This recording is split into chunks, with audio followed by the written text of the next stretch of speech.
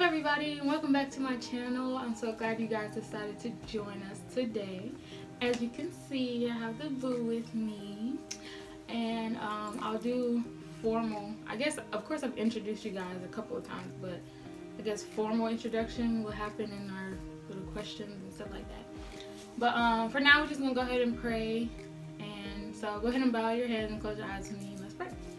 So dear Heavenly Father, God, we thank you for this day. We thank you for life, health, and strength, and for allowing us to come together to learn something new and to just be a tool for you to use for your people. God, I pray that in all the questions and answers that we give today, I pray that everyone gets something out of it, and that whatever they came to this video looking for, they got it from you through us, Lord God. And we just thank you for using us for your glory, and we give you all the glory and all the honor from this, Lord. And it's in Jesus' name I pray and believe. Amen. Amen. This is our Christian couple tag because our anniversary is coming up on Wednesday. So that's what this is. Today we're going to be doing the Christian couple tag. Alright, so I have the questions over here, so I'm going to be looking down occasionally and everything like that. But I guess we're just going to go back and forth answering the questions, or we'll both give what we feel about each question if that's the case and everything like that. So just to start off, we're going to give some background information. We're going to say our name, our age, a fun fact about us, and what age we got saved, or what age we became a believer, a Christian, that kind of thing. So you want to start? Oh. My name is Tim. I'm 24, just had a birthday, December 28th. Capricorns for people who care. What else? Fun fact. Fun fact about me, I was supposed to be on Family Feud, but my uncle couldn't make the date. And what age did you become a believer? I became a believer at the tender age of 15. Oh, okay. Freshman in high school.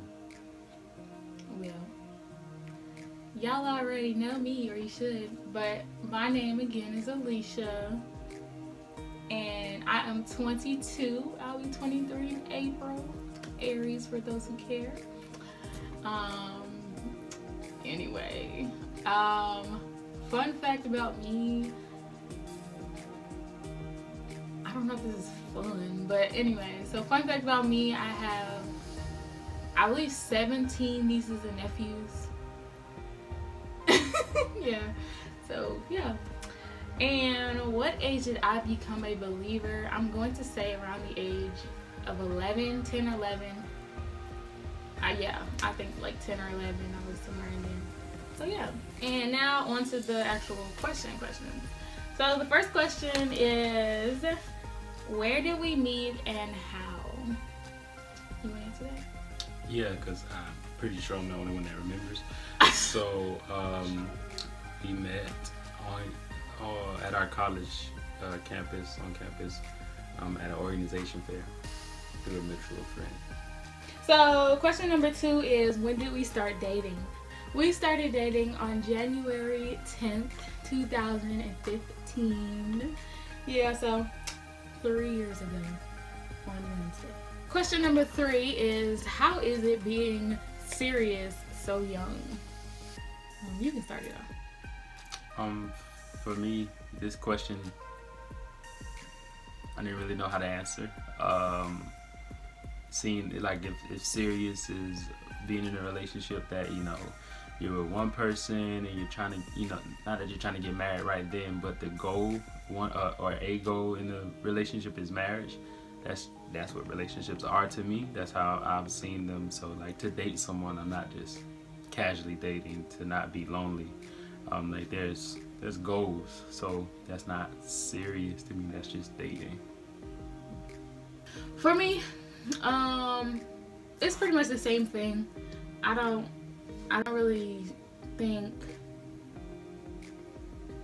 I don't know how to really address being so serious, because I'm not gonna get in a relationship without the goal kind of being like getting to know each other and, you know, wanting to be together forever or for a long time, and then, you know, to marriage. So just like I said in my relationship series and stuff like that, like, if you are going to start dating, you need to make your, you know, what you want clear, I guess, in the beginning.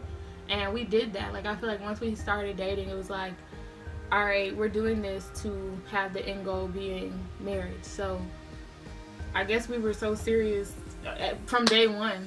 Like, I don't know. I've always been that way. So I don't know. It's not anything that's special to me, if that makes sense. But yeah. So question number 4 is, what is our greatest attribute as a couple? And you can answer this. I think I would say our greatest attribute as a couple would be our willingness to make God an active part of this relationship. So keeping him, you know, really inserted into everything we do, trying to bring him up in conversation, all of that. I think that's a great attribute. I think it's a really necessary attribute for us to even just be able to function, right? Yeah. I definitely agree. Like, God being in our relationship is such a great attribute, because, you know, it wouldn't be a relationship without him. And then along with that, just like our fighting spirit and how we don't give up. We're pretty persistent and resilient when it comes to stuff, because, you know, every couple has their like disagreements and whatever, but when we do have those disagreements, it's like we make a point to get through it, right, and come together in the end. So I think that's one of our greatest things, because a lot of couples, they have arguments and they just, you know, want to give up. Question number 5 is, what Bible verse do you base your relationship off of? Ooh, this is an easy one. Yeah, I think we can agree and say, like, at least for the latter part of our relationship and like really coming together, we just really been focusing on Proverbs 3 verse 5 and 6, and then we attach 7 on there too, but mostly 5 and 6. Would you agree? Definitely. Yeah. Okay. Question number 6 is, how would you compare your relationship with God to your relationship with each other? Whoa. That's a good question. Good question, yeah. At first, like, we were reading these questions and kind of going over them, we were like, we wouldn't compare, you know, our relationship with each other with our relationship with God, because without a relationship with God, we wouldn't have a relationship. But then it was like, maybe we can compare it in the sense that we base both relationships off of faith in God. Does that make sense? So the next question is, courting or dating, which term do we prefer? I don't like none of them. Well, no, but really, I feel like our relationship doesn't really fit into one box, you know, per se. But like, courting sounds like something, you know, it's older, you know that it's going towards marriage. There's not at least the courting that I've seen or heard about, there wasn't a whole bunch of like hanging out and, you know, going bowling, you know, nothing like that. It was normally like, I love you, one day I want to marry you, let me go ask your father for your hand in marriage type stuff. Not that, you know, a lot of those same traditions or those same principles don't apply, because they definitely apply. But I think how it's seen today, like how courting is seen today, we may not fit into that box all the way. But and then the same with dating, because I mean, nowadays dating, you can date and, you know, you sleeping together, y'all live in the same house, got kids, a whole family, not married, none of that. So we definitely don't fit into that either. If we had to choose one, it would be courting, just because of the traditions of, like, you know, just in doing my research for the relationship series, courting was more so, you know, just the two of you committed to each other, getting to know each other and everything like that, whereas dating was like, you date around to try to find somebody, rather than just sticking with one person, you know, getting to know them and then possibly being like, no, we don't fit, and going on, but not just dating a bunch of people and then once you figure out which one you want, drop everybody else, you know, that kind of thing. But courting more so just like sticking with one person, committing to them, and you know, with the expectation of marriage. I mean, I think another kind of difference in the courting would be where, like how you were saying, like the commitment is to the other person. While you are committed to the idea of being with one person, like for us, our courting it also it is strongly, like we already said, it's strongly founded on a commitment to God. Yeah. So it's like, and it's a commitment to God that's really on an individual level first. Not even trying to only worry about, well, God, I'm gonna try to be in I'm gonna try to, you know, strengthen my relationship with you, God, so that this relationship with her can work. But it's like first making sure that we're both committed to God first, because if we're not committed to God and we're trying to have a godly relationship, then it doesn't work. So maybe that might be one place in courting where, if that wasn't how traditionally courting was, where the commitment more than it is to the other person is to God first, you know.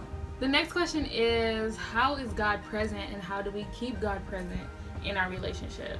I like to wear crosses, and I believe that when I wear a cross that has diamonds on it, that His spirit is like around the diamonds. And then when I put it on my chest, it's like a power suit that just comes over me. And then if I give her a hug, it like can reach to other people. You got a question? You want to answer?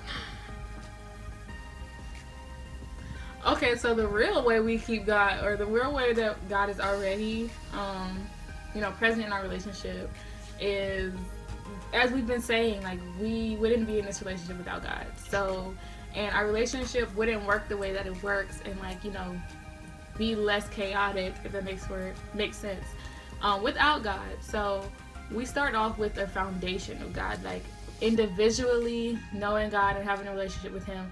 We bring that together, then we have our, you know, relationship with each other, but God is already still there. And so then just further, we like pray together. We used to read a lot more together, but, you know, schedules and whatnot, yeah. But we're going to definitely get back to that. But that was a way we, you know, definitely kept God in our relationship. We read the Bible together, but we do pray together still. We always pray together, and we go to church together. Like, we go to the same church. Praise Tabernacle. Come on through, down in the description box below. Anyway, Peak Youth. hey, turn up. Okay. But yeah, so we go to church together. We are active in our ministries, just like in the last video. If you're getting into church, be active in your church. We are active in our church. He plays the drums. As you can see, I sing. I'm the director. Okay, anyway. Yeah, so we do a lot of that to keep God in our relationship. The next question is, do you pray and read the Bible together? We don't read as much as we should. Or used to. Yeah, or used to. Kind of letting the schedules get in the way, but we definitely need to make more time for that. We do definitely see the value in doing it, and especially when it comes to like just sparking good conversations, seeing how each other thinks, being able to help one another, maybe understand something different, or even bring out something that we didn't already know. Definitely pray together. If nothing else, we try to pray together at least, you know, before we go to bed at night. So we'll call, you know, pray like that. Probably should do more of that too, because it's always good to pray and read. You can never do too much of that. That's always a good thing. Yeah. Tim is in the prayer class too that I was telling y'all about in a couple of videos back. Yo, stop talking. Them things are lit. You like, if your church ain't doing prayer classes, like, you need to make sure you learning about prayer. Cause I thought I was praying, but then I found out I was just saying words. I wasn't praying. Truth. So for real though. I'm gonna put a link to the book that we're reading in the description box below too, because I think y'all should really look into getting that book. He's in the prayer class with me. That prayer class definitely helps with prayer. So when we go through the book, or at least sometimes when I'm going through the book and when he's going through the book, he'll ask me a question like, hey, what do you think about that? Or hey, can you help me with this? Or I'll be like, hey, how did you understand that? You know, that kind of thing as well. And that'll get us kind of looking at the Bible and seeing how to find the answers to stuff and stuff like that. Alright, so we have 2 more questions. And so the next question is, what has God revealed to you about yourself and your relationship? God has revealed to me that, one, I wasn't as close to Him, honestly, as I thought I was. Like, while I did bring God, you know, I brought God with me into this relationship, it just was like, going throughout, in the beginning, it was kind of like, you know, that puppy love where it's like you want to be around that person all the time. You want to, you know, be involved with each other all the time. And so it was like, instead of being like, okay, I need to read my Bible, I was like, Tim, what are you doing? I want to come to your house. I want to go to the movies. I want to hang out or something like that. But, you know, eventually, like, I'm definitely super strong in my relationship with God. And it's like, hey, Tim, I got to call you back because I'm trying to read real quick. But then also, sometimes at first I could be a little self-centered, y'all. I'm keeping it real. What? And shut up. I do not like hearing no. I don't like hearing no. I don't know what female does or what person does. Don't try to put that on other people. Anyway. Our statements.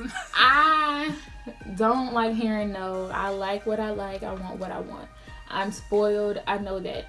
And that's partly because of you. So she was spoiled before I got here. Okay, but anyway, you continue to spoil me. She found a steady flow. That's all it was. No, you just continue to spoil me. So that spoiled spirit was there before I got here. But listen, you can't continue to feed that spoiled spirit and then just want to shut it off and expect for it to be going easily. I'm trying to keep you as a girlfriend. So anyway, I'm not gonna break you up if you tell me. I'm not gonna break up with you if you tell me no. You probably wouldn't break up with me, but you will break me up. She's abusive. No, I'm not. No, I'm not. Anyways, but yeah, so I definitely learned that, and I'm working on that, y'all. I'm better, right? Yeah. No, seriously. Yeah. Okay, I don't know to believe him or not, y'all. Like, I feel like I'm doing better. I don't know. I try not to be so, like, babyish anymore. I mean, I think it's good. It's cool. Is it my turn? Yeah, you can go. So what's been revealed to me about about myself in this relationship? Really, I echo a lot of the same things, that I definitely wasn't making as much time for God as I could have been.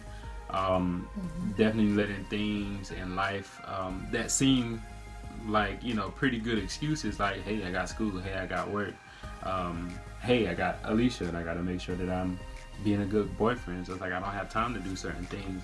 And in my head, it's like, well, those all seem like pretty good excuses. And then it's like I just insert God where I can, or pray with her where I can, or just pray, just try to do those things that good Christians do or whatever, trying to insert them where I can, but not really making time for God. And it wasn't really until like I kind of just took a step back and just looking, it's like, wow, I really don't make the time that I need to, that I used to.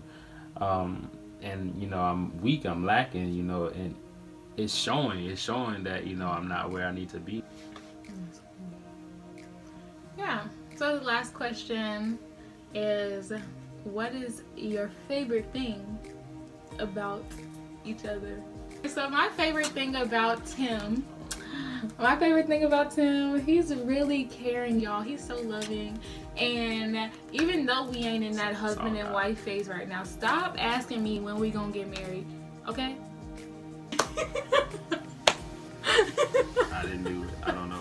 No, I'm just kidding, but no, I'm serious. But at the same time, even though we're not like in that husband and wife area right now, he's like really caring, loving, and I know he's going to be an amazing husband when we do, take that step. And I know he's going to be a great provider and everything like that, because he really takes care of me and understanding. Thank you. Very understanding. But yeah, and I like his beard. Thanks. You're welcome. All the ladies do. Don't play with me. My favorite thing about Alicia, I think I would have to say, is her determination to really go after what she wants, and she really finds the answer, and like she won't take no for an answer. That's not always the best thing in the situation, but I definitely have to recognize like her determination in doing things. Like even with this channel, y'all, like she fights through it, even when she don't feel like doing it. So I think that's very commendable, and I really see that. So now we're just gonna give you some quick little tips on, you know, being in a Christian relationship, being in a Christian couple. Of course, I've said probably everything we're about to say already, but you can never hear something too much, because if you hear it more than once, then you know it gotta be true. Maybe. But anyway.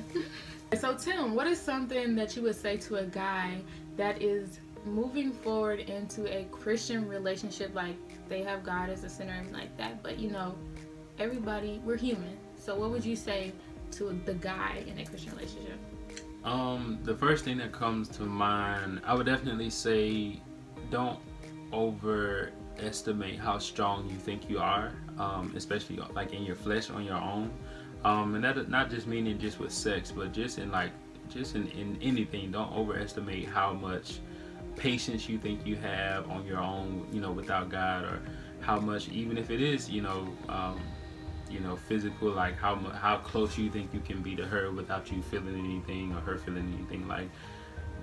Like don't put yourself in situations thinking that you can handle whatever. And like I said, that's not just with sex, but that could be putting yourself in situations trying to handle anything on your own in the relationship, because at the end of the day, you're just going to end up frustrating yourself, frustrating her, stressing everybody else out, and then you sitting here wondering, God, I thought you was in a relationship. And for the woman in a relationship, I would say the same thing as well.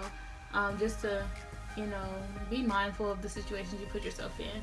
But also, we were talking to my pastor a couple of weeks ago, just us and everything, and one thing he definitely suggested me to do was read Proverbs 31:10-31 about the virtuous woman. And he also talked about how, you know, the Bible says that when a man finds a wife, he finds a good thing. And that kind of suggests that when a man, you know, finds who he wants to be with, she's already a wife, you know. But that's not in the sense of, like, literally, I guess, how can I say this? Like, she already has wifely, or yeah, like, you have wifely characteristics. That's the word. Just, you know, be patient and wait on your Boaz, because he's out there and you ain't gotta find him. God will bring him to you. So yeah. And guys, that's for y'all too. Even in the guy finding a wife, that would also suggest that the man is in a place where he has some husband characteristics too. And again, that might not even mean that you get married as soon as you find her, right? But you yourself are in a place in your life to where the reason that you're not getting married right now is because that's just not God's time, and not because you yourself are not in a place, you know, you don't have the characteristics, or you don't have what you need. Now, so, you know, you might think, well, you know, I don't got the money, I don't got a house, but again, if your relationship is based on faith, and your God is your source, like, those, ideally, those really aren't the things that are keeping you from being in a relationship. Right. So I don't, like, if you might not have the money you think you need, or you might not have all the things you think you need, but if your relationship is founded on God, and it's, you know, faith and belief that God is your source, He's your resource, like, He's everything that you need. All He wants you to do is be lined up with Him, and He takes care of all of that. So don't get so caught up, again, especially, like, you know, if the relationship, you know, your goal, again, you know, with your goal being marriage, don't get caught up in, well, I want to make this amount of money. It's good to have, you know, not saying not to plan, but at the same time, don't let your planning overrule, you know, putting God in this decision. Sometimes we plan so much that we plan God out of the situation, you know. Definitely. So don't be so caught up in your own plans, or even, you know, what your husband gonna look like, what your wife is gonna look like. Be caught up in trying to make sure that you are close to God, so that you can hear Him, so He can give you the plans, or He can give you the blueprint, you know, of what to follow. So yeah, guys, you got to be a husband when you find it too. But for the men, you can go and read Proverbs 31:1-9. I really suggest that you both, men and women, just read the whole entire chapter.